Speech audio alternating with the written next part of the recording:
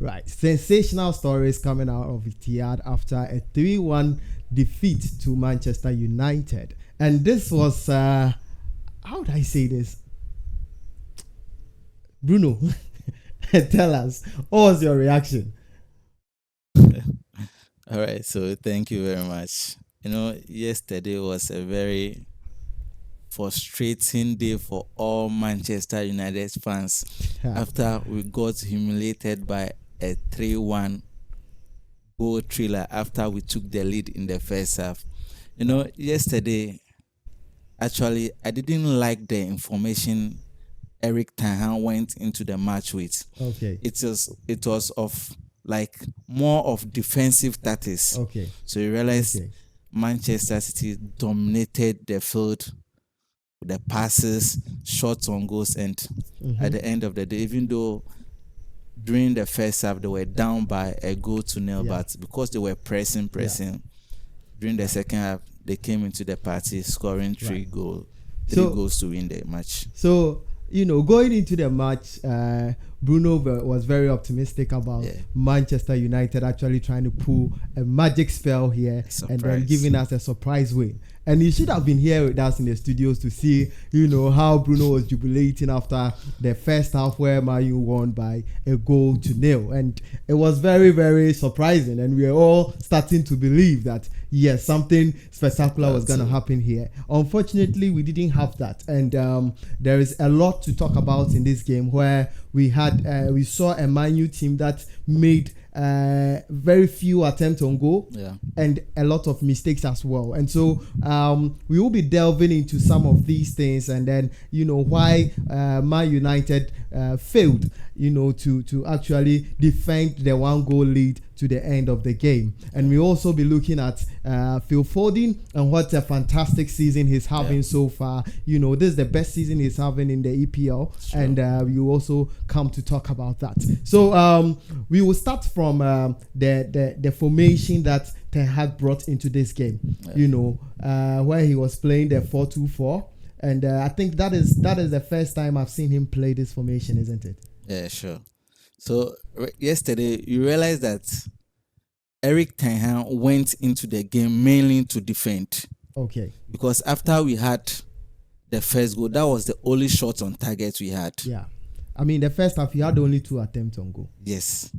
And on goal was the one Rashford scored. Yeah. So you realize he played 4 backs. He played 4-3-2-1. Okay. So it is more of defending information. Yeah. So when it happens that way, Manchester City, they had Haaland at front and they had De Bruyne, Doku, and Foden behind him. So they were pressing. Yeah.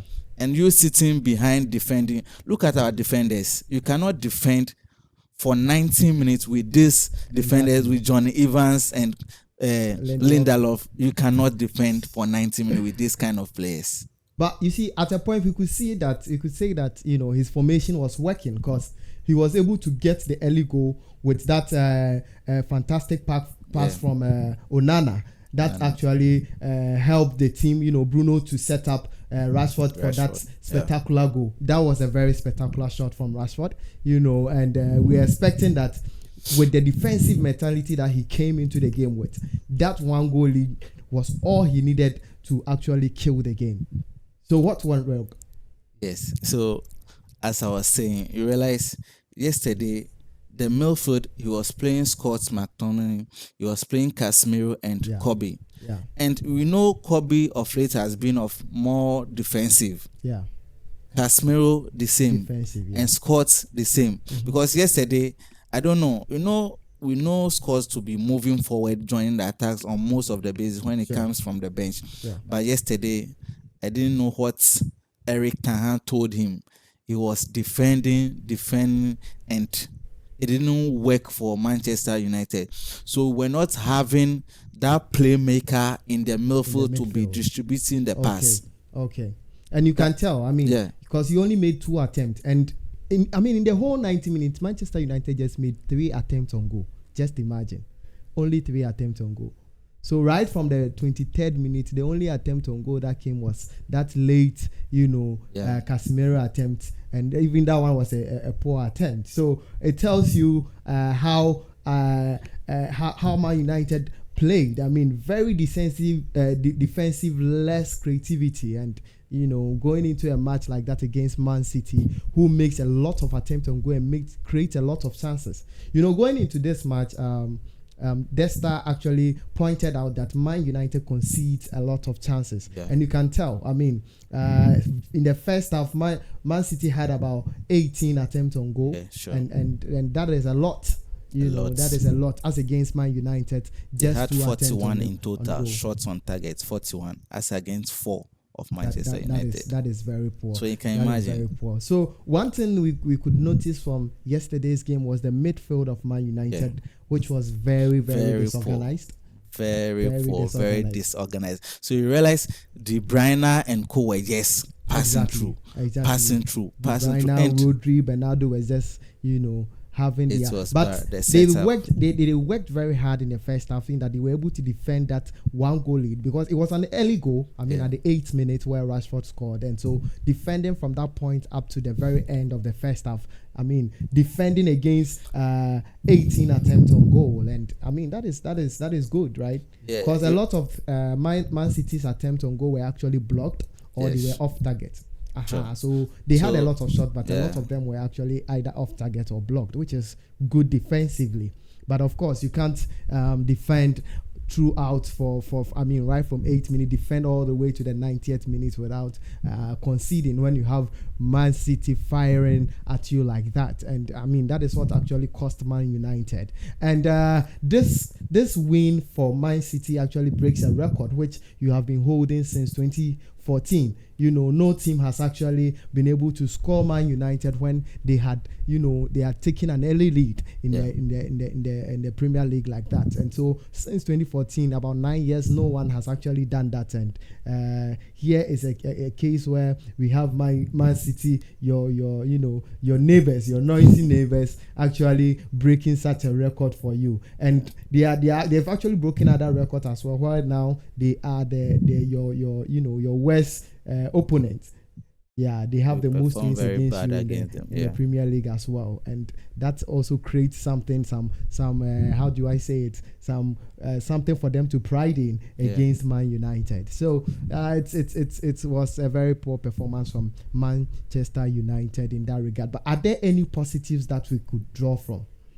So, as you rightly said, one thing yesterday after the match, during the press conference, Paul Scholes said something. Okay. He said, when you go to Liverpool, you can identify the way they play. Okay. They are always attacking, so you can identify them by how they play. Okay. When you go to Manchester City, you realize they also press. So this is how they play their football. Yeah. They play this kind of pressing. But when you come to Manchester United, you cannot identify Manchester United with their style of play. Okay. Either they are defending, they are attacking. You cannot really tell. So you realize yesterday they were just sitting at the back, and Manchester City was dominating the play from the first half to the second half. And the possession speaks for it. Yes, that is very true. It was because during the first half they missed their chances. Okay. They would have taken the lead in the first half. Because Haaland had a clear opportunity on goal and they missed it. So, for his standards, in fact, Erik Ten Hag should at least come to the party with a tactics that we can identify the team with. Okay. Right now, we don't really know what kind of football he's playing at Manchester United. Okay. So, every time, sometimes we win matches, but you cannot identify the kind of football that we are playing. Either we attack, we press, we cannot tell. Okay. So Ten Hag has failed to build a system at Manchester United that they can identify with and say, okay, so now we are doing counter pressing. So now this is what we are playing. They can't tell. I mean, every time it seems he's experimenting, and that is costing the team a lot. Because if you are experimenting and you are not getting results, then of course that is something to worry about. And you mentioned some weeks back, I mean, when Man U started their serial winning, and I think they won about 4 games continuous, that you started contemplating that, okay, if Man U should go on this way, then probably you can even play the top 4. And that is something you said, and I was saying no. I mean, with the inconsistency over the whole season, I don't think it is possible. But after this match, your coach also came out to say that, I mean, if they're able to make it to the 5th position, then they will qualify to play, in the Champions League next season. Of course, next season's Champions League is looking at a different format where we are having 36 teams instead of 32. And so hopefully if the England teams in Europe perform well, then we can have Man U to come in there. But to do that, it means you have to topple Tottenham, who at this point has about 6 points gap between you and then Tottenham. So would you believe in your coach that he can work something out of that? Because at the end of the day, if he isn't able to work out that and then get to play say Champions League, or put up a convincing performance for the fans and for the board, then I don't think he's going to. They are going to maintain him as a coach. I'm sure probably they will be looking at hiring the services of a coach who they think can better manage the team. So, do you think they can qualify? So, as the coach said yesterday, all these things can come to pass if we are consistent in winning our matches.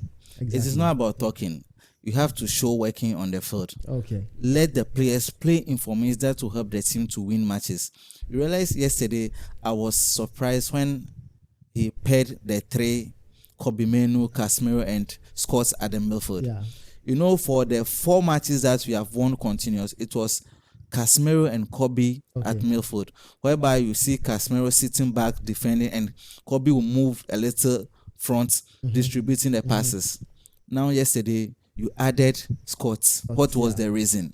You don't have any plan. Let us defend. That is why you brought in Scott, and you can it was a flop. You can tell from the passes that you had very few passes. As compared to Manchester City. That was very, very poor. The overall performance for Manchester United was very poor. If you look at the stats, you will realize that all the numbers favor Manchester City. In an instance like that, you could only expect, Manchester City to pull a comeback like that. I would say it wasn't easy. Although the scoreline doesn't tell that story, but I could say that in a way Manchester United defended very well. They actually played to the coach's tactics. You could tell. In that they defended very deep. At the point, it was like Man United was playing 10-0-0. There was nobody in midfield, nobody up front, and it was only when they received the ball that now Onana will play a long pass to Rashford, and when this guy also came in, Anthony, that one player would try and make a long run, which is not possible, and it made it very difficult for Manchester United. You realize that at the end of 90 minutes, we had 41 clearance. What does it mean? It means we were defending. You were sitting very deep. We were just sitting at the back. Bring the ball and let us clear it. You see. And it is very bad. We have since some of us started supporting Manchester United, we don't know Manchester United to be a team that defend. Like Chelsea under Mourinho. Yes. We don't defend. But now this is how we see Manchester United to be. We go into matches with the mentality that let us defend. When we get one goal, that is enough. So, in fact, the expectations some of us had for Erik ten Hag, it is becoming a disappointment. He doesn't go into matches with tactics that you realize that these are winning mentality. Why should you go into match with Manchester City and you are saying you are defending? You cannot defend against Manchester City for 90 minutes. Look at the defenders we have currently. They are not the type of defenders that can defend for 90 minutes. Johnny Evans, Lindelof, off. Yesterday he was the worst player on the field.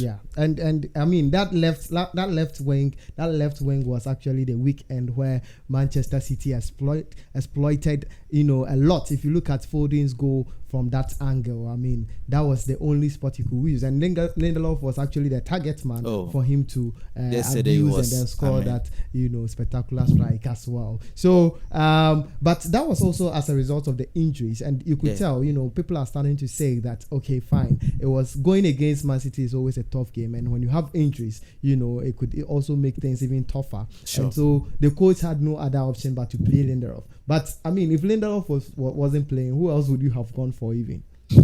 You understand? So Manchester United as a team now are actually lacking in team depth, if I should put it that way, because a lot of the players are not on top form and they can't give the performance that we expect from the Manchester United that we have always known. And that is something that is costing Manchester United a lot, as we can tell from their failure to defend that one goal lead, to the end of the game. So let's shift a bit from Manchester United and then let's talk about the winners, Manchester City. I mean, they are the defending champions, and going into this one, a lot of people were actually predicting them to actually win this match, in their bid to win the league for the fourth consecutive time, which will be a record because no team has done that. And with their comeback in this one, this particular season, they've been able to come back from losing positions to win 21 points. The only team that has done more than that is Liverpool,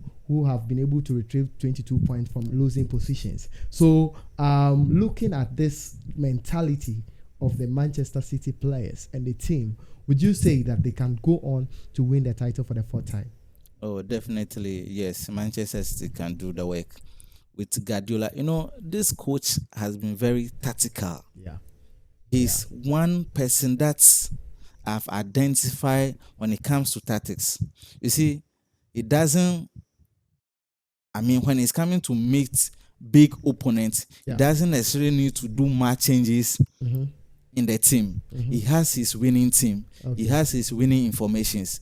So yesterday he came in with a lineup most of us were expecting. You see, so the players also have that winning mentality. Phil Foden is a very young guy, very determined, very serious. You see, when you have this kind of player in your team, you always win matches. He's always determined to score goals and win matches. Let's look at Phil Foden and Rashford currently. See, sometimes it is not about who comes first. Rashford of late sees himself to be a big boy.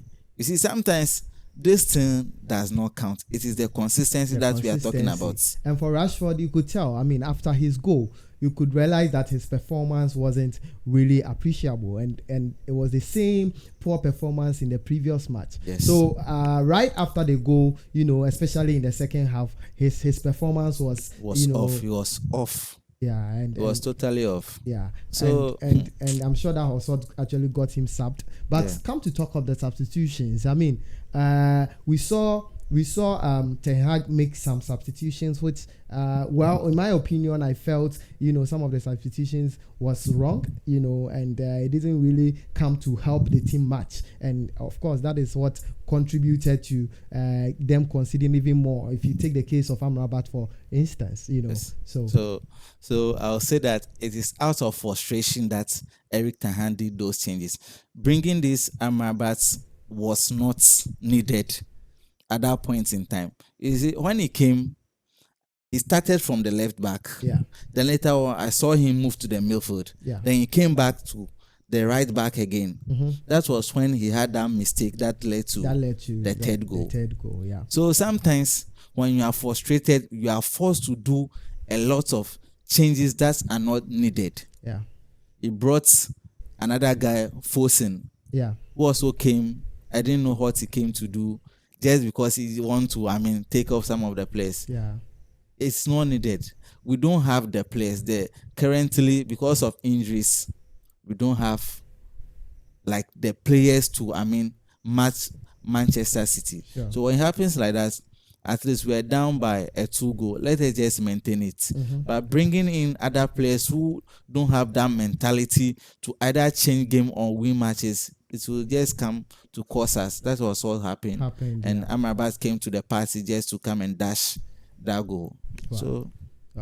So Manchester United are still having a lot of issues, a lot of troubles, a lot of injuries, and that is something that will really bother them. They have FA Cup coming up next week, and I'm sure Ten Hag will be targeting that one because it could be the only trophy that they will win for the season. And so there's a lot of homework to do for Ten Hag, and we actually hope that he goes on to do them, because that is what could actually save his time at Manchester United, because it's a worrying time for him. And we are hearing that they are trying to offload some of the guys. I don't know, probably they are trying to shake up the team small and then rebuild or something like that, because I'm hearing they want to sell Anthony and some other players just to raise some funds to bring in some bigger guns. And we hope that what they intend to do will work, and then it will help the coach to also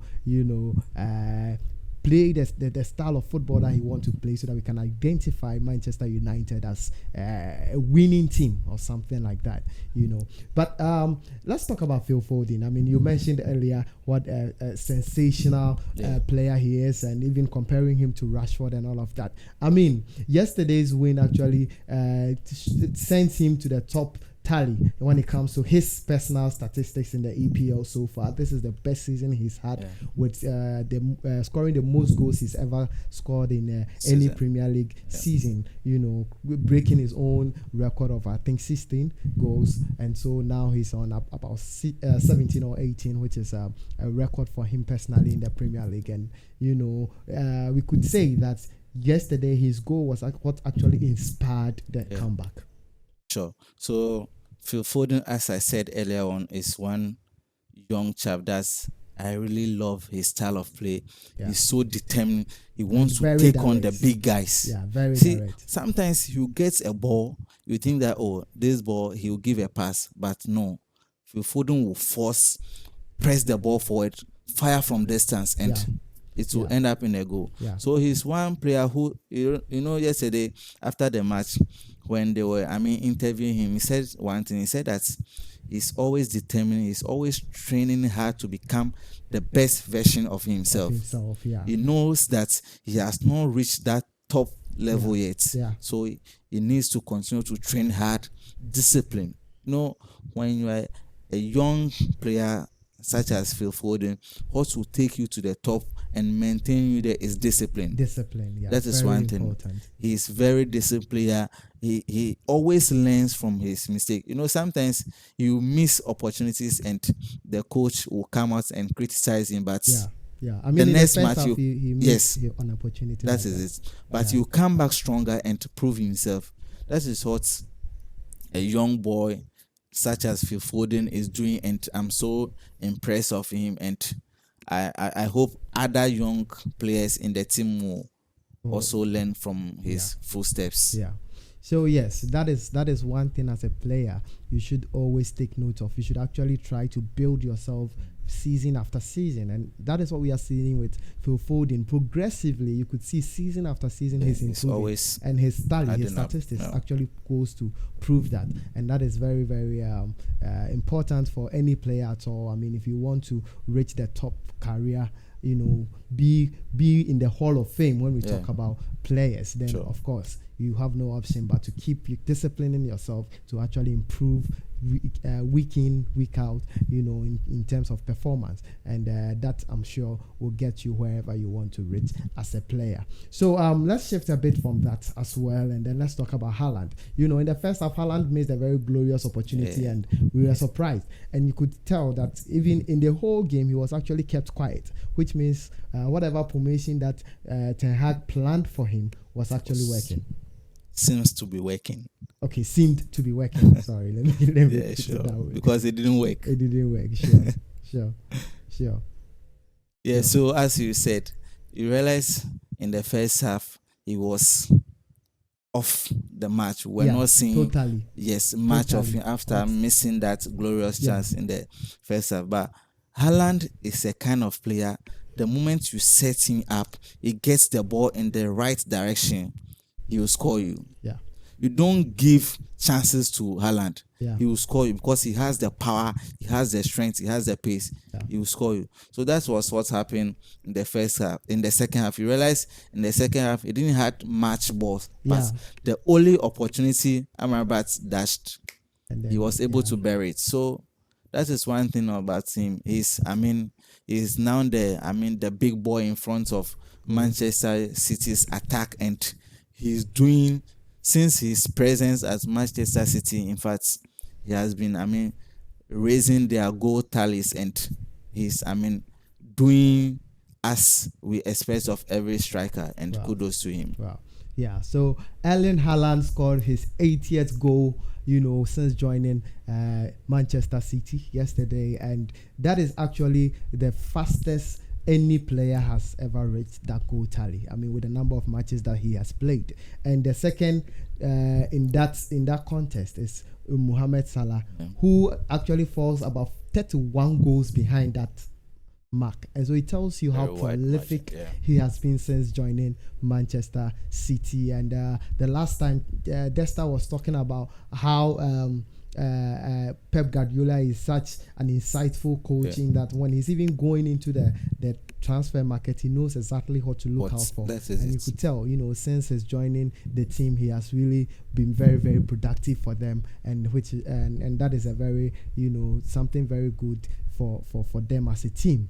So yes, it was such a gloomy Sunday for Manchester United, and at least you had something to be joyous about when you won the first half. And you remember I told you that you winning the first half, it's a good thing for Manchester United, because at least you've had some time to enjoy, you've had some time to celebrate before the end, the final whistle goes, where the odds might turn against you. And clearly with what Manchester City were doing, they didn't come to lose. And you could tell, it was the mentality of all the players. And you could tell from the substitutions that, Guardiola made as well. Very, very productive changes with Doku's performance. It was. We all saw him. We all saw that indeed. The match, so at least he needed a change. Bringing Alvarez was a perfect sub. It was perfect. So yes, all is set for Manchester City in their bid to actually win the title for the fourth time, and they are doing this against Arsenal and Liverpool, who are in very close contest. And we are just watching the Arsenal match, and they scored 5 goals in the first half. You see what I was telling you before, that those that Manchester City are competing with, they are not scoring less than 3 goals. That is it. They are scoring 4. When you had the opportunity, you have to. The title race this season has been very interesting in that the competitors manage to win even when everything is against them. And you could tell from Liverpool's win against Nottingham Forest, that last minute goal, 90 plus 8, and you score in that 8 minutes. It tells you how much they also mean it. Yes. And so this season's this season's title race, it will be something else. And we can only wait and see. We can't even wait, to see who will eventually emerge the winner. And that will be a very exciting moment. So on this note, we want to bring the show to an end here. It's been an interesting time here in the studios. After yesterday's defeat, Bruno himself has been a bit emotional, you come to talk of all the disappointment that Manchester United is taking him through and all of that, But it's a happy moment for all City fans. And I could tell that, City is gathering a lot of fans here in Africa. With day in, day out, people are switching, especially Barcelona fans are switching to Manchester United like something, and Manchester City, like something. And you can tell, they are a veteran coach, they are old coach who has a very beautiful style of play that everyone wants to associate with. And that is what we expect Ten Hag to do, to actually play the beautiful football that he used to play at Ajax and make it productive here in England, so that, he can get the results that he wants. So on that note, we say a very good thank you to our guest here, Bruno. He always makes time to join us, and this one is a special one for him, because it's Manchester United, and it's a team that he supports with all his heart. So another kudos going out to our videographer, Captain Wastic Song. He's always on the job, doing all the wonderful work here behind the scenes for us. And so on that note, we want to say a very big thank you for watching. Thank you so much.